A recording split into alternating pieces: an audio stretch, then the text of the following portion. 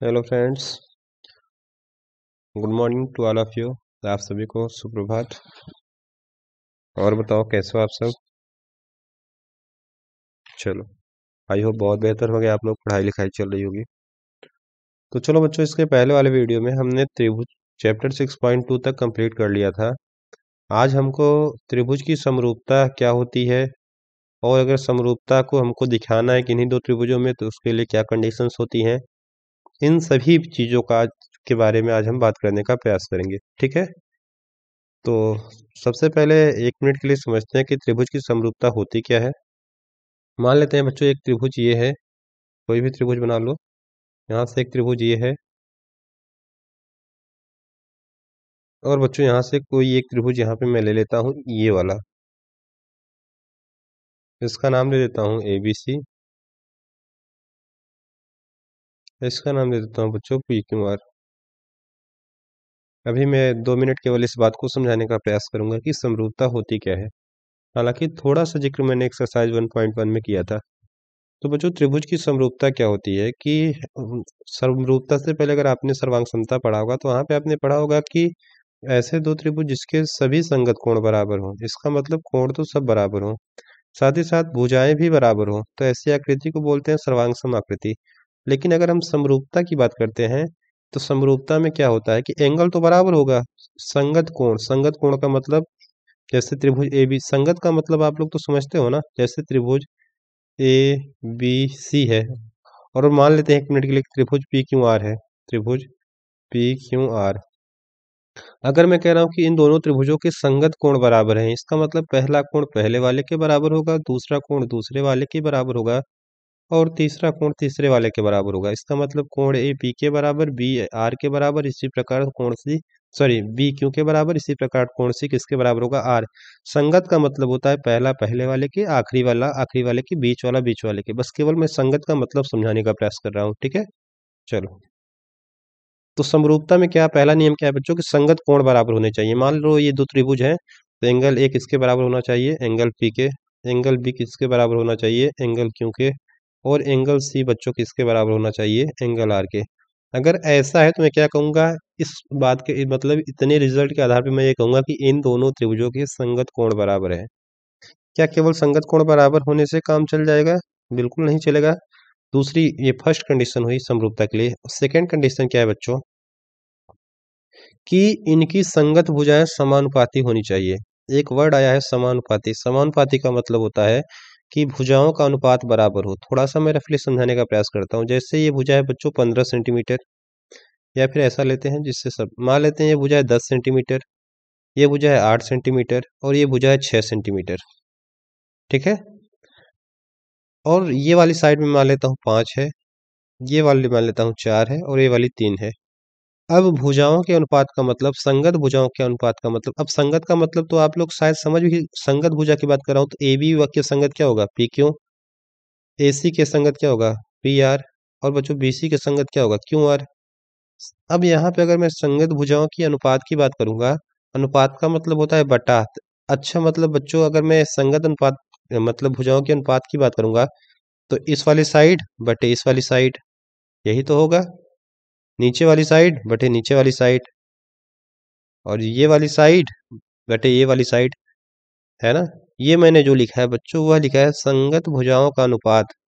और अगर संगत भुजाओं का अनुपात बराबर हो, अगर देखो काटो यहाँ पे तो 2/1, इसका मतलब 2/1 आएगा। इसका भी क्या आएगा बच्चों, 2/1 आएगा, और इसका भी क्या आएगा, 2/1 आएगा।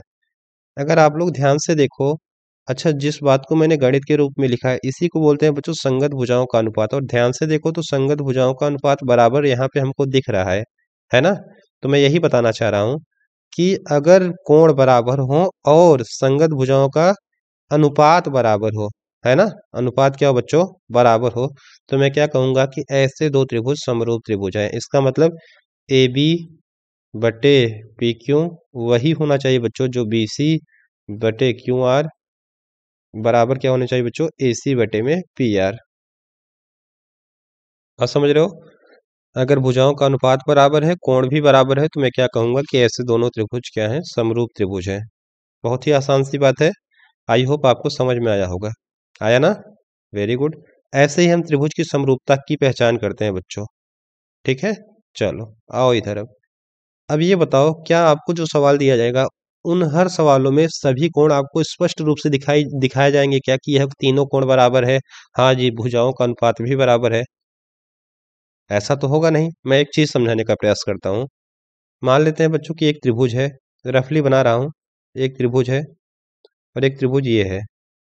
ठीक है, मान लेते हैं ये ए बी और ये सी है, और ये बच्चों है पी क्यू और आर है। अच्छा, मैं आपसे कहता हूँ, बताओ मैं आपसे क्या कह रहा हूँ। मैं आपसे ये कह रहा हूँ बच्चों कि ये कोण मान लेते हैं 60 डिग्री है। अरे त्रिभुज पे मत जाना कि सर टेढ़ा हो गया है, ये आपको समझाने के लिए। ये वाला कोण मान लेते हैं बच्चों 50 डिग्री है। ये वाला कोण भी मान लेते हैं 60 डिग्री है। ये वाला कोण भी मान लेते हैं बच्चों 50 डिग्री है। अच्छे बताओ बच्चों, इन दोनों त्रिभुजों में केवल हमको दो बातें पता है कि हाँ, इस त्रिभुज का एक कोण इतना है, एक कोण इतना है, इस त्रिभुज का एक कोण इतना है, एक कोण इतना है। और मैं आपसे यह कहता हूं कि इन दोनों त्रिभुजों के दो कोण बराबर हैं। यहाँ पे एक कोण ये इसके बराबर, एक कोण ये इसके बराबर, तो मैं क्या कहूंगा, दो कोण बराबर है।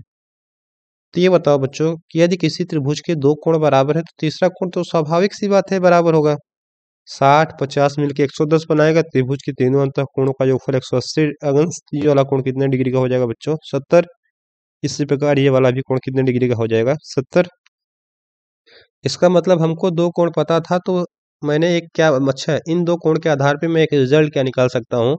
किसी त्रिभुज के दो कोण बराबर हो तो तीसरा कोण सदैव बराबर होता है। क्या हमको तीसरा कोण बराबर दिया गया था? नहीं, लेकिन मैंने कहा ना बराबर होते हैं, ऐसे ही होते हैं। इसी प्रकार बच्चों, जब आप त्रिभुज की समरूपता पढ़ोगे ना, तो ऐसा नहीं कि स्पष्ट रूप से आपको सब कुछ बराबर दिखाया जाएगा, है ना। तो समरूपता की पहचान करने के लिए कुछ हम कहते नहीं, थोड़े शॉर्ट प्रोसेस से भी काम कर सकते हैं। बिल्कुल कर सकते हैं। तो उसके लिए बच्चों समरूपता के कुछ नियम हैं जो आपको पढ़ने हैं, उसमें 3 नियम पढ़ना है। ठीक है ना। तो इसी को बोलते हैं बच्चों समरूपता के नियम। तो यहाँ पे मैं लिख देता हूँ समरूपता के नियम। अब हम समरूपता के नियम के बारे में पढ़ेंगे। चलो, समरूपता के कितने नियम है बच्चों? 3। अब इन तीनों नियम को मैं थोड़ा सा समझाने का प्रयास करूंगा। चलो बच्चों, 1 मिनट के लिए मान लेते हैं एक त्रिभुज ये है और एक त्रिभुज ये है, ए बी सी मान लेते हैं इसको, और ये को मान लेते हैं बच्चों पी क्यू आर। यदि बच्चों समझना ध्यान से, यदि किसी त्रिभुज के तीनों कोण बराबर हैं, कितने मतलब कितने कोण? तीनों कोण, तीनों कोण। तो इसी को बोलते हैं बच्चों एंगल एंगल एंगल समरूपता नियम, कोण कोण कोण समरूपता नियम।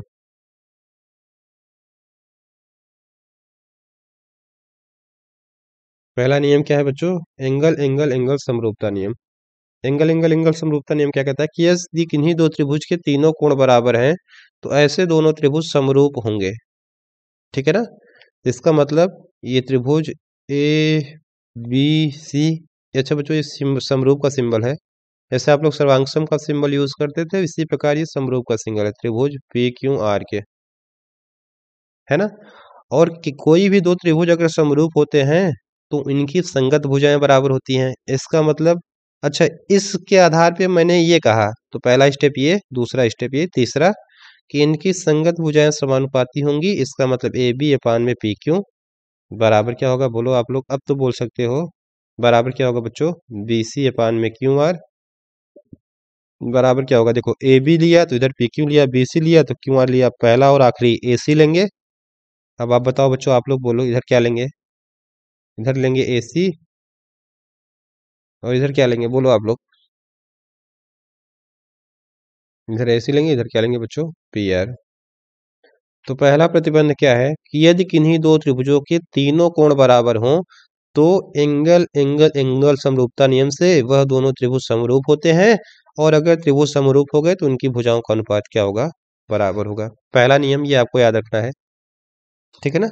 चलो, इसी प्रकार बच्चों अब दूसरे नियम को हम समझने का प्रयास करेंगे। दूसरा नियम क्या कहता है कि साइड साइड साइड समरूपता नियम। आराम से समझना, आपको यही बहुत छोटी छोटी बातें हैं, यही सब कुछ इस क्लास में ही समझ में आ जाएगा, अलग से आपको याद करने की जरूरत नहीं पड़ेगी। ठीक है ना। थोड़ा सा आप लोग कहते नहीं, अपना माइंड खोल के रखो, बाकी चीजें क्लास में ही मैं याद करा दूंगा, आपको कहीं अलग से याद करने की जरूरत नहीं पड़ेगी। चलो, अब साइड साइड साइड का मतलब क्या है, आपने यह रूल सर्वांग समता में भी पढ़ा होगा। साइड साइड साइड, ये त्रिभुज की तीनों दो त्रिभुजों की संगत भुजाएं अगर बराबर हों तो ऐसे दोनों त्रिभुज सर्वांगसम होते हैं, है ना। लेकिन बच्चों सर्वांगसम में एग्जैक्ट बराबर होता था। और सर देखो मैं दो बात बता देता हूँ, सर्वांगसम में कभी भी भुजा आएगी तो बराबर होगी, ठीक है ना। लेकिन अगर समरूपता में कभी भुजा की बात होगी तो समरूपता में अगर भुजा होगी बच्चों वह समानुपाती होगी। समानुपाती किसमें होगी, समरूपता में। बराबर किसमें होगी, सर्वांग समता में। अब मैं बात समरूपता की कर रहा हूं कि सर्वांग समता की, तो आप बोलोगे सर समरूपता की। और समरूपता में मैंने क्या कहा, कभी भी भुजा की बात आएगी तो भुजाएं बराबर नहीं समानुपाती होंगी। क्या समझ रहे हो, बच्चों को डाउट होता है इसलिए थोड़ा सा बता दिया मैंने। चलो, अब साइड साइड साइड समरूपता नियम क्या कहता है कि इनकी भुजाएं बराबर होंगी कि सर्वा समानुपाती होंगी, आप बोलोगे समानुपाती होंगी।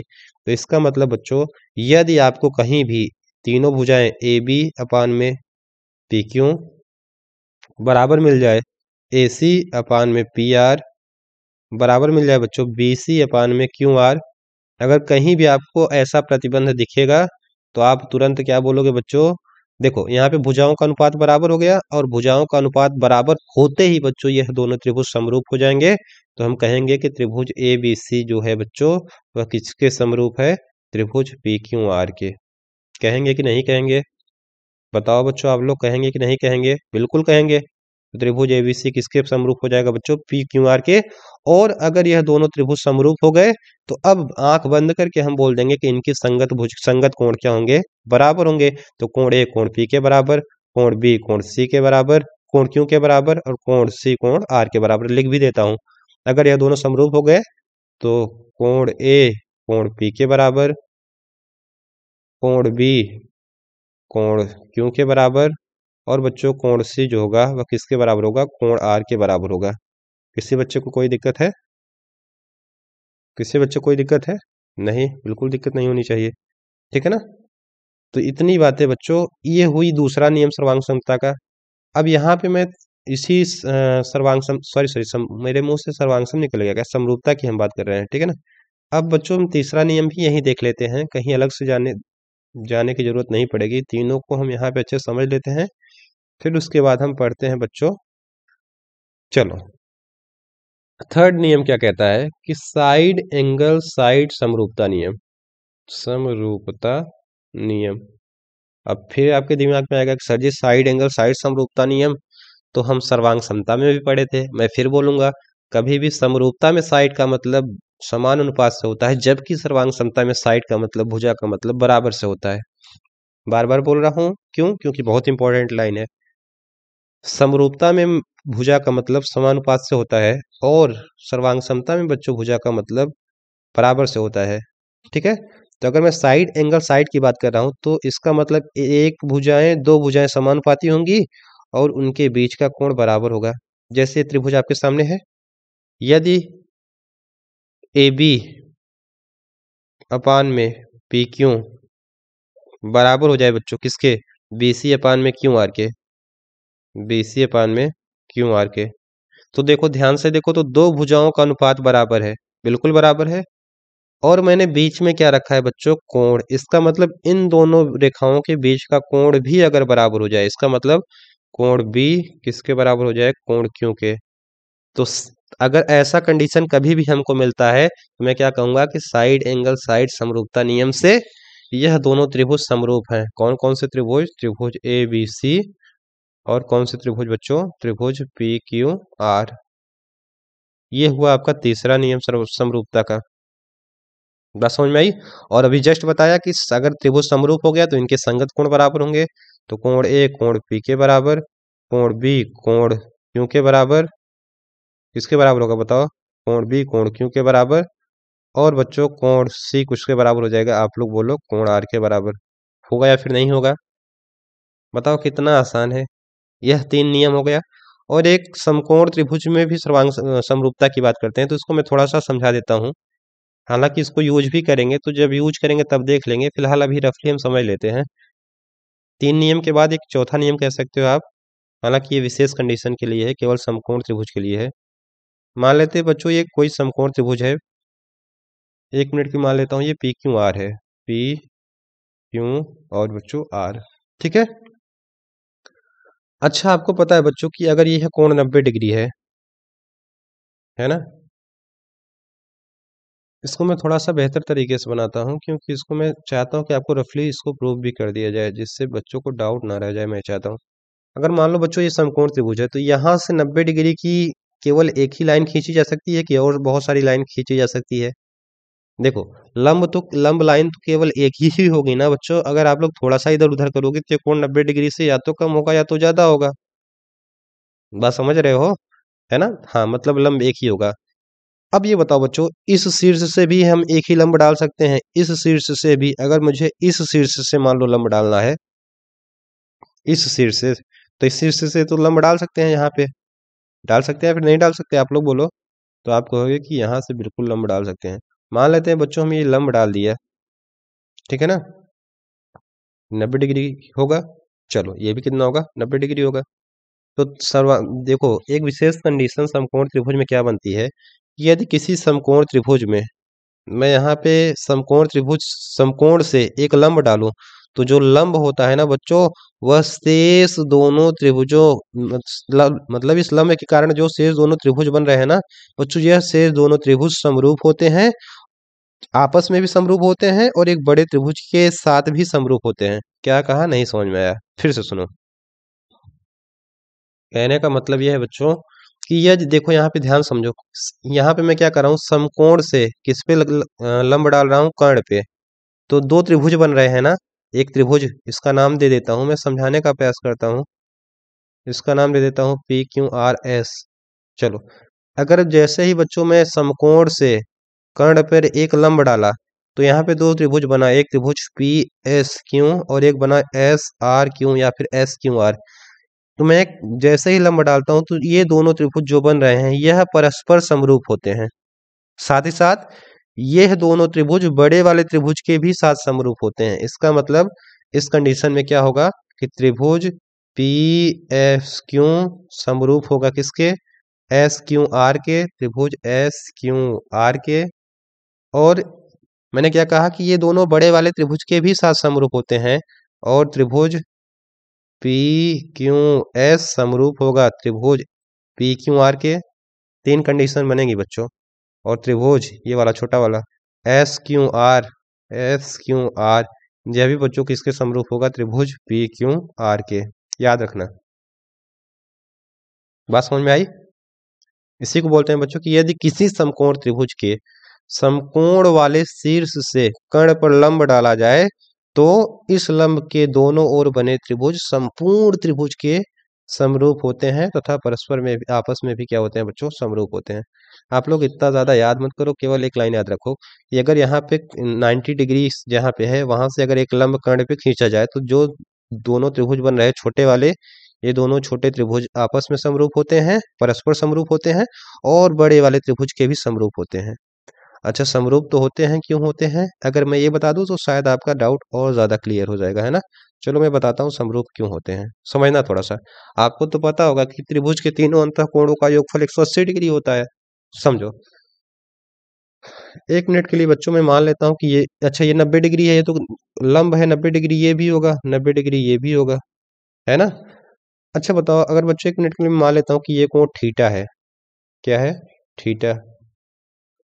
अब ये बताओ, त्रिभुज के तीनों अंतःकोणों का योगफल 180 डिग्री है ना? तो देखो, ये 90, ये थीटा, तो ये कितना होगा? 180। ये वाला कोण कितना होगा? 180 माइनस 90 माइनस थीटा, है ना?